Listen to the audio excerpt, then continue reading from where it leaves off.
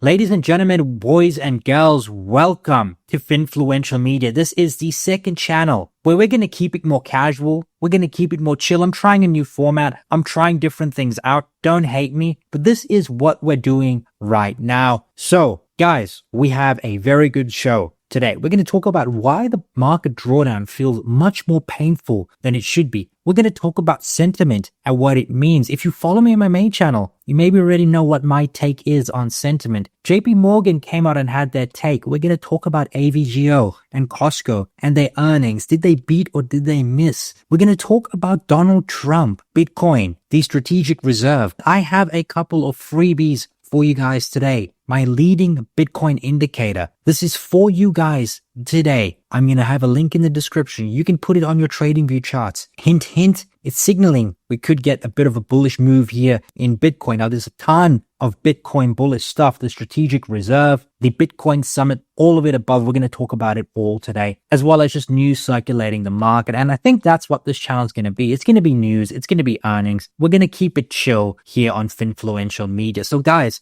please, if you like this video, if you like this format, if you like my face, if you want my hoodie on, go ahead, subscribe and leave a comment. We only have 199 subscribers. So hoodie on, hoodie off. Want to see my face? Do you want to see the face of our mascot? This is our channel mascot. So guys, let me know what you want to see and subscribe. It's imperative for small channels that you go ahead, subscribe to help us grow and grow this community. Maybe even share this video. Share with your grandmother. Grandmothers love me. Share with your mother. Mothers love me as well. Everybody loves me. So go ahead, subscribe, guys. Let's get into it. So lately, the market has had a bit of a pullback. Okay, the S&P 500 down 6% from its highs, 2% year to date. That's it. Why does it feel more painful? Why does it feel like the market is crumbling before us? Well, it's very, very simple. Number one, there's a lot of loud people on Twitter and a lot of big names saying a lot. And there's a lot of fear mongering going on, and that tends to scare people. Also, there's new administration. They're just doing a lot. Trump is doing a lot, and that's why this drawdown feels more painful than it should. Also, when you actually go ahead and look at the retail darling stocks, stuff like Robinhood Markets, stuff like AppLovin, Palantir, Hims, Grab, okay? This is just today's. Most of these stocks are down 30% from their highs. Maybe not so much Grab, it's been a bit more resilient, but a lot of these stocks, 30, 40, Hims 50%, something like 48% of its highs, down 15% today, guys. Today, in the most recent trading, Palantir was down 10%, AppLovin down 18%.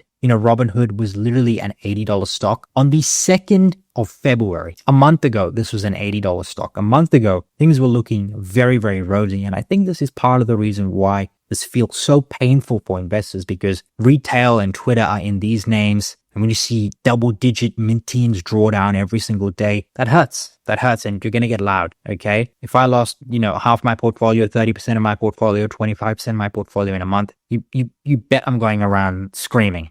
What else are you going to do? That's why it's important to have a diversified portfolio. Also, sentiment. Guys, 19% of individuals are bullish on stocks in the next 6 months. 19%. So, there's definitely some capitulation here with sentiment, but often this is a bullish indicator, guys. Look, when we reach these highs, 60%, 57% in bearish sentiment, right? It often occurs with like a major bottoms in markets. We're looking at stuff like 08, 07, the GFC, 2022, around that time. So when you get to these levels that we saw last week, today, 57%, 60%, those are major, major signs of a bottom. And it's time for you guys to get incrementally more bullish on the market. Now, who is buying the dip? Retail. Retail is buying the dip. This is something from JP Morgan. Retail traders are buying the dip in stocks this week, and I've bought around $3.5 billion, according to JP Morgan. Very, very interesting. $3.5 billion. Additionally, money market fund assets rose $51.15 billion to $7 trillion for the week ending March 5th. Last week, $60 billion was added to money market funds, leading to $110 billion in inflows over the past 2 weeks. So retail is stacking the cash. Retail traders are buying the dip. And I think that's because, a lot of these retail stocks are down very big, and they're adding to those positions. Hood, App, Palantir, if your stock is down 30%, you double down. Or, especially if you've done the research, you want to put some more money to work, start deploying capital. And that's exactly what we're seeing. Retail is buying the dip.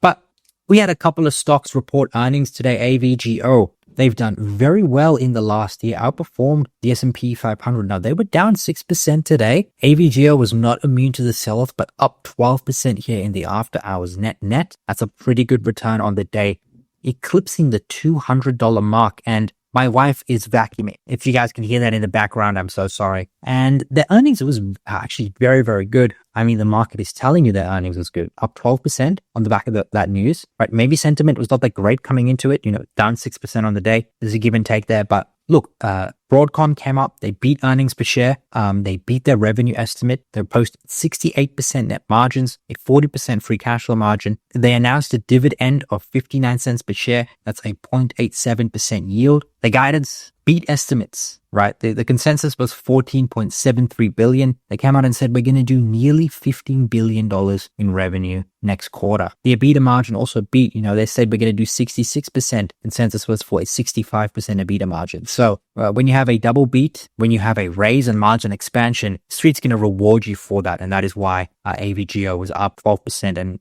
this is going to lift the semiconductor complex as well. A bit of good news is good because there hasn't been much of any lately. Costco also reported their earnings. They were down marginally, down 1.23%, down 2% on the day. So, net, you're looking at greater than 3% pullback here in the stock, but they've had a fantastic year. A bit of a mixed earnings here. They beat revenue, but missed on earnings. A lot of the blame was for tariffs. They said it's having a bit of margin compression, and Costco is very exposed to the import market. A third of US sales are from imports, he said, and less than half of those come from China, Mexico, and Canada. So maybe not super exposed to these geographies, but still, especially when those reciprocal tariffs come on that Donald Trump is looking for, you're going to see the squeeze in some of these low margin retailers because they're already working at margin.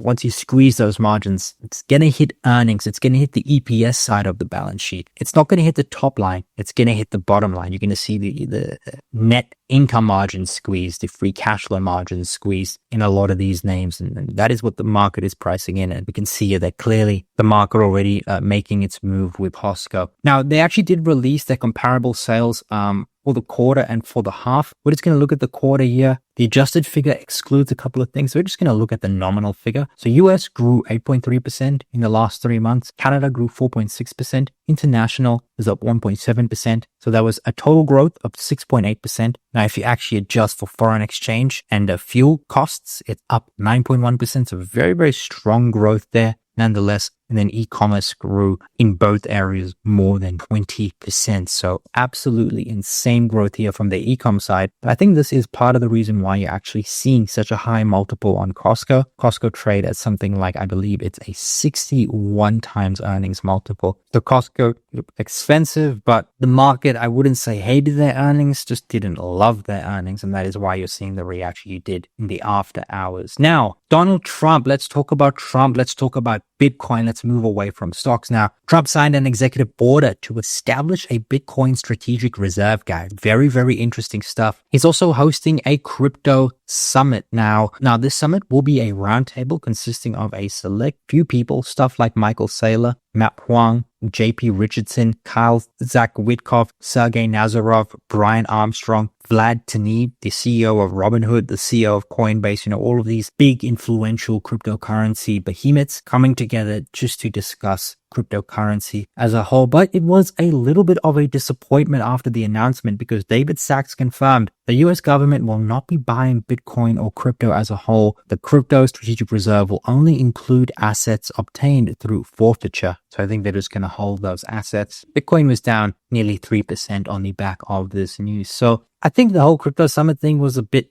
underwhelming, but Trump did partly rally on crypto. So he sort of has to do these initiatives, but he really has an economy to look after. And crypto is sort of like a side thing for him. Now, guys, I did promise you a free indicator. This is the FinFluential Global N2 Money Supply Indicator. You guys can go get this completely for free on TradingView. I'm going to maybe leave a link to the indicator if they do have links to them on TradingView in the description below. However, you can just go to the indicator page and just search FinFluential. I only have one indicator under that name, and it's a Global M2 Money Supply Indicator. Then you actually want to go to the settings, guys, and offset it by 72. That means a 72-day offset. And you want to look at the Bitcoin divided by US dollar. And when you offset it by 72 days, it sort of tells you the path of what Bitcoin is going to do. Now, this is global M2 money supply. Now, pretty much this is literally M2. So the money supply is increasing, and it takes about 72 days for that money to work its way into Bitcoin and assets as a whole. It's about a 72-day lag. And you can see that 72-day lag ends here on the 26th to 25th of March. It just so happens that that also coincides with the options expiry in March for stocks. So a very keen coincidence there. That's actually when I'm looking for stocks to bottom as well, based on OPEX. And then we should see and move to the upside here based on what we're seeing with the M2 money supply. You can see that this indicator tracks Bitcoin very, very closely, or I should say Bitcoin tracks this indicator very, very closely. So I'm expecting a little bit of choppiness and then maybe a move up here in Bitcoin to eclipse those highs, and you guys can have this indicator completely free, no strings attached. I don't sell you guys anything. I don't have sponsors on the channel. YouTube obviously run their ads, whatever, but I don't have an email list. I have nothing to sell you. Everything I will provide will always be completely free. Remember that, guys. I will sell you nothing. Now, there is a couple of other things I want to get to. Number one, the S&P 500 inclusions, exclusions are being announced on Friday. Now, potential candidates to be added: The Trade Desk, Hood, Robinhood, Coinbase, AppLovin. These all can be added. I'm not sure if all of them are eligible to be added, but I was just listing names down. Now, potential candidates to be removed: Walgreens and Intel. Now, we'll see if that is the case. Now, Walgreens actually had a $10 billion buyout. I only skimmed over the news, but there's a $10 billion buyout there. I think it's a cash deal, and it looks like a pretty good deal that I think they might take, and maybe the firm looking to buy them can turn around the ship. But yeah, Walgreens, not in a great space. They might be removed. We'll see what that looks like for Walgreens and the S&P 500. But nonetheless, the S&P 500 inclusions happening on Friday. In other news, Oracle and Nvidia, they're getting their Stargate venture going. We had a bit of a news article here. OpenAI and Oracle have secured 64,000 Nvidia GB200 chips. Now, for those of you that don't know, the GB200 is not actually a chip. It's a cluster of chips. So they've obtained 64,000 of these. So the GB200, I believe, is 34 Blackwell GPUs and 72 Hopper GPUs for G200, H200 GPUs. Not too sure on the specifics, but it's a collection of GPUs totaling very close to between 90 and 100. So they have secured 64,000 of those. So you can obviously go 64,000 multiplied by 100, and they've obtained something like maybe 64 million actual GPUs for their Stargate data center in Texas, with 16,000 chips to be installed by summer and the full deployment expected by the end of 2026 as a part of their $100 billion joint venture. The initiative, which positions Stargate in the AI arms race alongside competitors like Meta, CoreWeave, and xAI, reflects the intense demand for NVIDIA's advanced hardware and power AI infrastructure. Additional data center sites are being explored in Pennsylvania, Wisconsin, Oregon, and Utah, signaling further expansion. So we are seeing huge amounts of money still come into the market regardless of the sell-off. Could potentially signal a buying opportunity. I think NVIDIA is quite attractive in this market. But guys, it has been long enough. If you've made it up until here, please subscribe. I hope you enjoy the indicator. Any questions, hit me up on Twitter or leave it in the comment. I get to all of the comments. You guys know this. So if you like this video, guys, subscribe, and I'll catch you on the next one.